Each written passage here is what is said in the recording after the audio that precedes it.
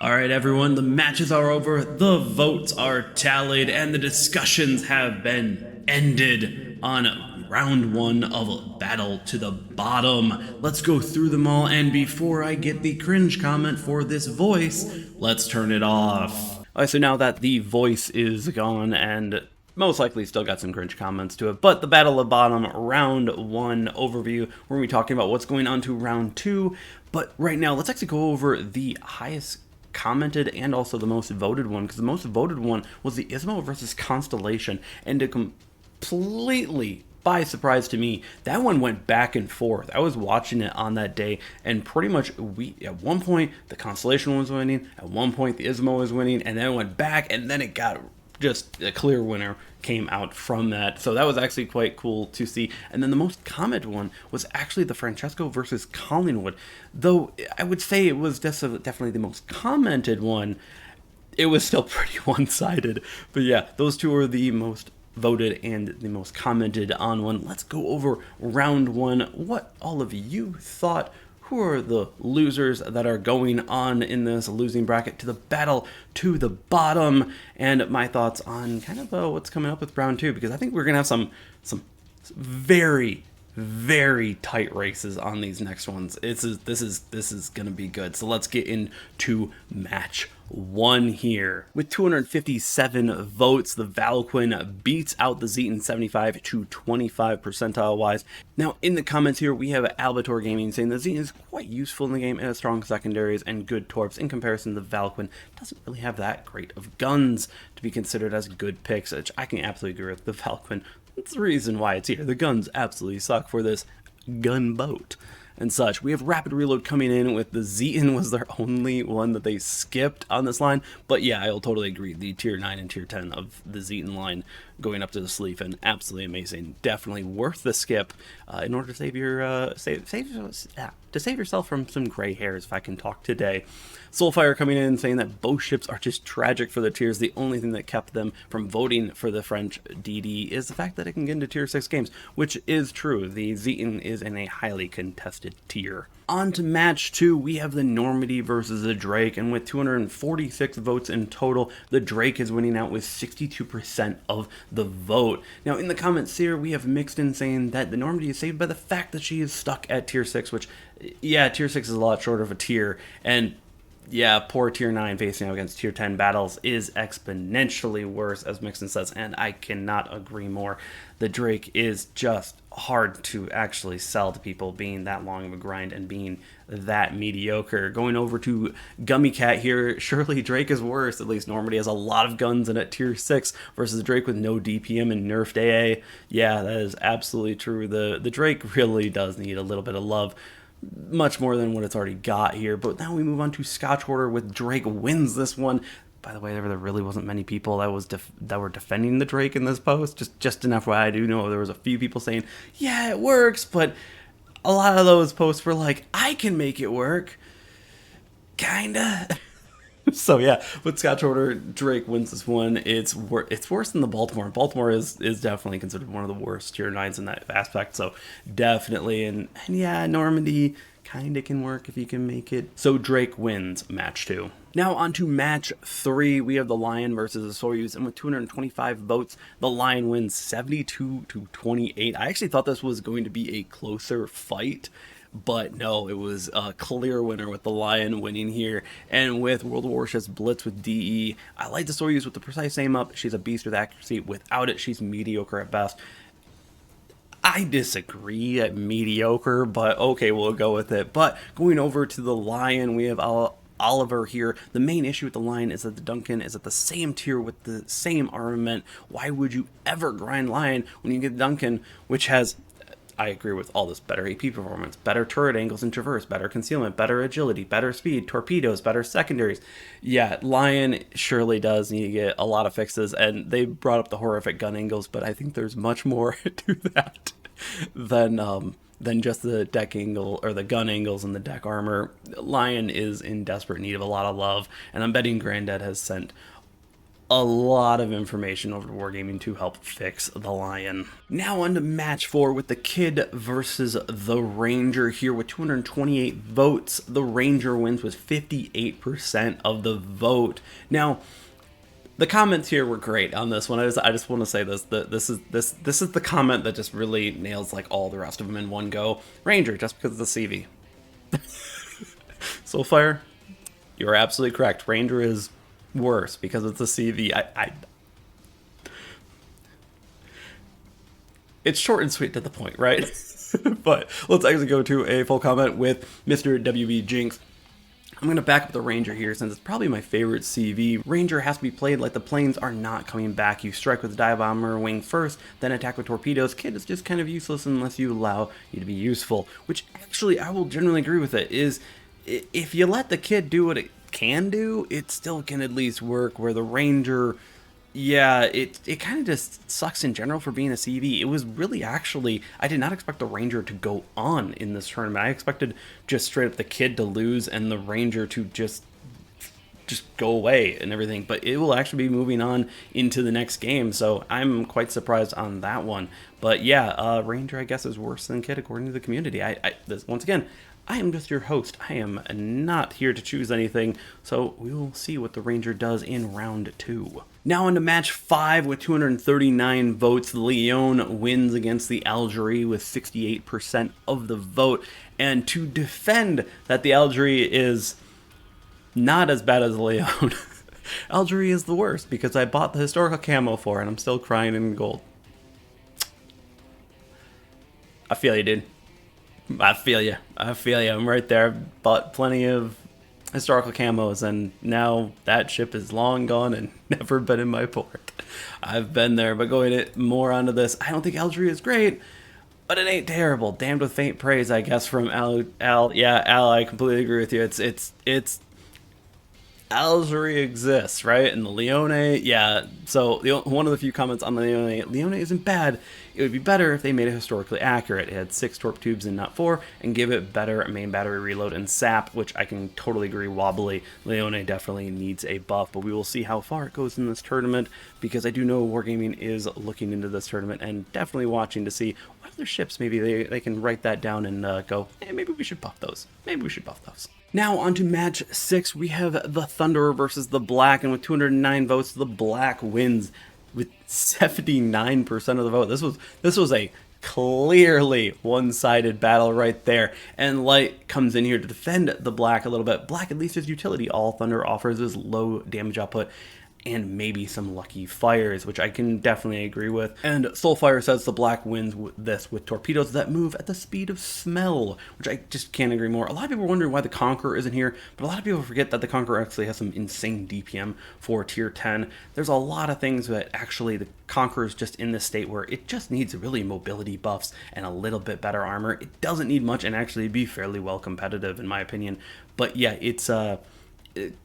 Conqueror was definitely a runner-up on this list. Now on to match 7, which was actually one of the most commented posts here, which is the Francesco versus the Collingwood. And actually this one was a lot closer. With 242 votes, it won. Collingwood won with 62% of the vote, but at one point it was nigh 50-50. It was a tight race between the Francesco and the Collingwood. And to defend the Francesco, Light Bismarck said the Collingwood, and it's not even close, at least Francesco can deal damage and move, which absolutely is true. The Collingwood is really all it's got a stealth kind of type of thing. It's got a lot of competitors at tier 7. Now with Les Viceroy saying the Francesco isn't that bad, but Collingwood has no redeeming qualities with Nelson and Rodney in the game. Absolutely true. Sadly, because I really wanted to like it. Yeah, I feel like Collingwood, it's in need of something, probably a massive accuracy buff, because 6-gun ships in this game kind of suck. Now let's go over to Steven, who actually defended the Collingwood a little bit, is that they actually said, in my experience, neither ship is particularly bad. Collingwood, surprisingly, one of their best performing ships in the whole game with a decent win rate and high average damage. May only have 6 guns, but they hit hard and the rapid reload definitely helps, which I can definitely agree with. I did have fun on the press account, but once I got on my main account, I was like, different pictures. Very different pictures on those stats and everything. And they say even if you're only looking at tier 7 UK battleships, there's worse ones out there. Yeah, King George V and Duke of York are definitely there, but I would actually put Collingwood a little bit lower there, Stephen. Now, for the what they said about the Francesco, probably the weakest of the Italian BB lines for tier, but still decent. Main drawback is that it's less effective at wiping out DDs compared to the rest of the line. Absolutely true. You do also have to show quite a broadside to bring all of the guns to bear to target. For Collingwood's fault, it does have that. That is true. It does have a small silhouette that it can show. Both ships are simply okay. I only voted for the Francesco because I found it harder to get good results in, which hey, at least someone loves the Collingwood, so we have Steven there defending that, but the Collingwood is moving on into round 2. Now on to match 8 with 255 votes. The Dutch low tiers end up winning out, though I will say some people have said that the highest tier that I chose in the Dutch low tiers should actually be taken out because it does actually have airstrike, at least has one usage of it, but to me I still thought it was just really rough, and the Eindhoven really just kind of comes in at tier 7 and it's really good, so I don't know, I see your points, but yeah, maybe I could have probably done that because some people probably would have chosen Dallas more over those if it didn't have that tier 6 one in there with the airstrikes in there. But let's go over what you all said. Scotch Order here with the low tier Netherlands ships without airstrike are dreadful. They do nothing and everything poorly. The Dallas has underrated AP and secondary guns at least, which is absolutely true, especially if you get the Black Dallas, that it can be quite fun. Now USS Arizona off first glance, I know Dallas isn't bad. I hated the Dutch cruisers until I got the Kilkdorn. Love that one ship, and the Eindhoven, which I actually completely agree with. So a little bit of a bad one, but the Dutch cruisers are eking on through with 80% of the vote on to round 2. We'll see if they end up staying in here, especially with that tier 6 one in there. I have a feeling they'll probably be kicked out next round, at least in my opinion. Let me know your thoughts in the comments. Now to match 9, which is the highest voted one. This one went from super competitive to one winning to the other winning, and it was absolutely fun to watch. But when you look at the comments on this post, that does not show the same picture. Everyone except for one comment pretty much defended the Ismo, and that did nothing to the overall vote. The Ismo ended up winning and is going to round 2 with 63% of the vote out of 286 votes. Yeah, let's actually go through the only person really defending the Constellation, with Scatcher saying, I actually like the Constellation. It's fun to play and holds up well, even in a saturated tier 8. Ismo is dreadful at tier 9 and cannot defend itself in the destroyer heavy meta at those tiers, which I actually can totally agree on. But let's go through all of the absolute posts from the people going on the Ismo. Is Soulfire Ismo isn't as bad as everyone thinks, and it's free. People paid for the constipation to pay to play. I can't even do it. People paid for constipation to play in the most saturated premium tier. I can agree with that. The constipation is that way. And then Death from Above even commenting, Ismo has the highest DPM at tier 9 and it is free. So everyone commented on that, and the Ismo is still moving onward to round 2. But yeah, there was just a bunch of comments defending the Ismo, being like, why is this even here? It's really not that bad. It's misunderstood. And yet everyone went, nah, dog. It's going on. It's totally going on to the next round. On to match 10, which ended up actually being a lot tighter than I thought it was going to be because of just a Sevastopol. Sevastopol versus Black Rune, we had 237 votes, and the Sevastopol eked it out with 54% of the vote. So it was an incredible tight race. Defending the Black Rune here, we have Admiral Hi saying the Black Rune, because they put war skills on one of the most despised ships in the game. It's basically a trash bag tied to a bunch of floaties with water guns as weapons. That is a visual right there. And then Al saying Black Rune's worse because of the insult of actually introducing said ship. That is also true. But then again, that could also be said about the Sevastopol in its current state, and actually still in its current state of how bad it is, with Red coming in and agreeing with Sevastopol is the single worst tier 10 ship in the game right now, and it's not even close. Obviously, the votes were telling you were wrong there, Red, because that was a close race right there. And to wrap up the Sevastopol versus Black Rune, we have the Duke of York saying that Sevastopol is like a tier 7 Geniza now, but without torps. Okay, hold, stop. Duke, how dare you compare the amazing, the absolute fantastic fantastic tier 7 Gneisenau to the Sevastopol. How dare you, sir? I can't keep a straight face. But no.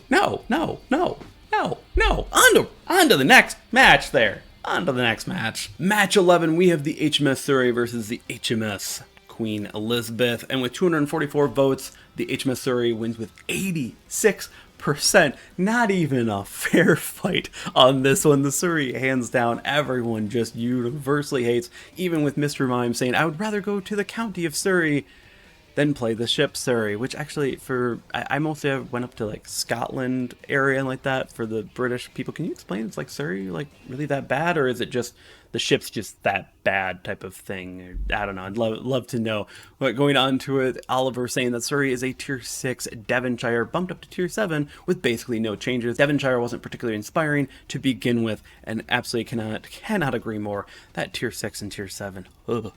Like at least 8 you can make it work, and Drake, there's a cult following on it, but dear lord, the 6 and 7 and 9 are bad in that line. And now we have Lidong. I'm hopefully not slaughtering your name, but I probably am. The Queen Elizabeth lives under the shadow of the war spite, but herself is decent. Sorry, I mean, she's only playable, but she needs a lot of love. I absolutely can agree with that. Yeah, the Queen Elizabeth, at least, it works. It works. But are you like trying to make it work? I don't know. But let's move on to the next match. As in match 12, we had 250 votes versus the York versus the Gustav. I'm not going to slaughter that ending area. I'm not going to make it French for no good reason. I have no idea why I did that. But hey, we have the Gustav versus the York, and the Gustav wins with 70% of that 250 votes here. And Rapid Reload in the comments says that tier 7 is not really that competitive for cruisers. But at tier 8, on the other hand, yeah, everything matters, and Julius is just very strange and not in line with the other ships of that line. It feels like the new European tier 9 DD. Oh yeah, Krothos on it, yeah, the Lampros. Yeah, everyone just called it the Lampros. It's a lot easier to say that. But yeah, the Gustav is kind of a bit of an awkward child in that line. But trust me, the tier 9 is definitely worth it, and I actually can agree. Tier 8 is a lot more competitive in line, so Gustav moving on to round 2, I can completely agree with. And we have Cruz coming in here with saying that the destroyers of the Albion line are decent. They only require a game mode similar to the heavy cruisers, always aiming at the bow and the stern. My favorite is Felix Schultz. I have him at a win rate of 81%. I absolutely agree. Felix Schultz is an absolute aggressive heavy cruiser, or heavy DD if you want to say. But yeah, you got to know how to play the Albion line to actually go down. You have to have that mindset. And yeah, as much as the Gustav, you can kind of make it work, the Felix is just so much better, and the York, tier for tier, yeah, the Gustav is going to round 2. In match 13, we have the Congress versus the Emono, 230 votes in total. The Congress wins with 74% of the vote. Scotch Hoarder saying, I like my US cruisers, but this one should be avoided. On paper, it's competitive, but when you consider you can't hit anything with the guns, and then you are a giant unarmed target, you get the picture. Emono is not fun either, but at least it can hit stuff, and absolutely agree, the Congress has pitiful AP performance. And coming in to defend the Congress, we have Mr. Aaron here. I got a 100% win rate in my Congress with 35 battle plays. Y'all picking that as a losing ship are potatoes. A, maybe some of us are potatoes. Okay. Some might be. And B, 100% win rate with 35 battles. That's actually pretty darn good. Nice job, Mr. Aaron. Nice job. And sending off in the defense of the Congress here, we have Monsieur Babylon. Congress is OP. What are you on about? Well, Congress is OP. It's going on to round 2 of the battle to the bottom. We'll see how far it goes. We will. It's got some stiff competition in round 2. But the Emono is safe from being in the battle of the bottom any longer. And finally, for match 14, we have an absolute blowout.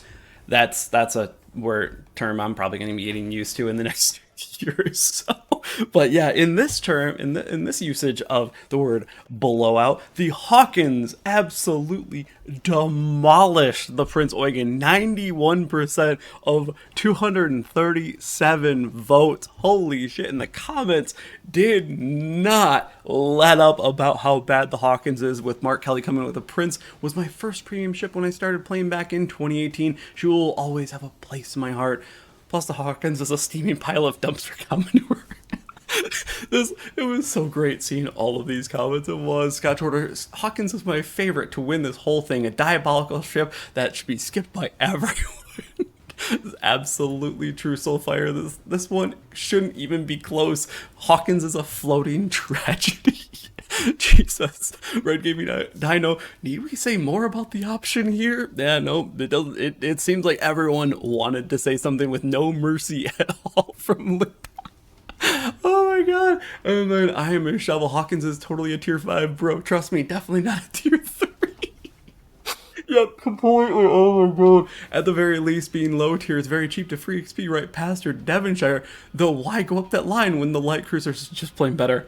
Absolutely agree on that one. But that is the matches for round 1. Let's quickly go over to the bracket for round 2 and let's see who's going to be going up against who. Now onto the matches for round 2 of the battle to the bottom, where we find what ship is the worst ship. So remember, when you are seeing these posts, make sure you're voting for which one is worst, not better.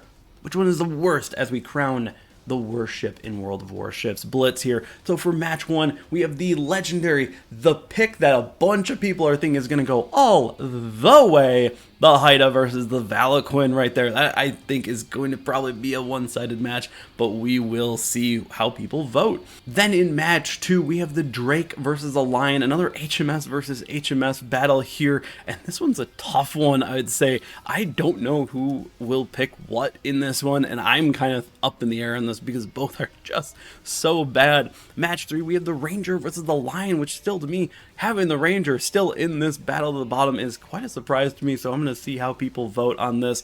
Next up for match 4, we have the Black versus the Collingwood. Yeah, that is a tough pick there. I think it's just gonna get tougher and tougher as this entire thing goes on, because there are just some horrible ships in this game.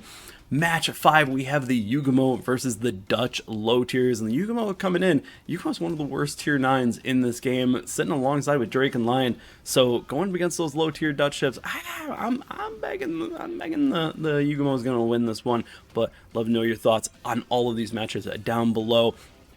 With match 6, we have the Ismo versus the Sevastopol, and I am hoping that those Ismo enjoyers come in force and really start to change people's minds, because if the Sevastopol loses this one, I am going to be really surprised. But we will see. They voted for it last time, and we'll see if it continues going onward.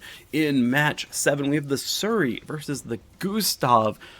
Oh man, that's going to be a tough fight to choose, because both of those are just rough ships. And finally, in match 8, we have Congress versus Hawkins, and the Hawkins is a fan favorite to win this, so we will just see how badly the Congress loses in the battle to the bottom to the Hawkins for being the worst ship of the two, because yeah, both those ships are a bit rough, but the Hawkins, there's a lot of people who have brackets up, and the Hawkins is going right up against a few other really bad ships. So let me know in the comment section down below, what is your favorite ship to win? Are you enjoying this tournament? What do you think is going to be the closest fight for round 2? And don't worry, in about 15 minutes, the first match will be up on the poll. So make sure you subscribe, hit that notification bell to see whenever a new poll goes live, and go over onto the community tab to vote in order to vote for the worst ship in World of Warships in the battle to the bottom.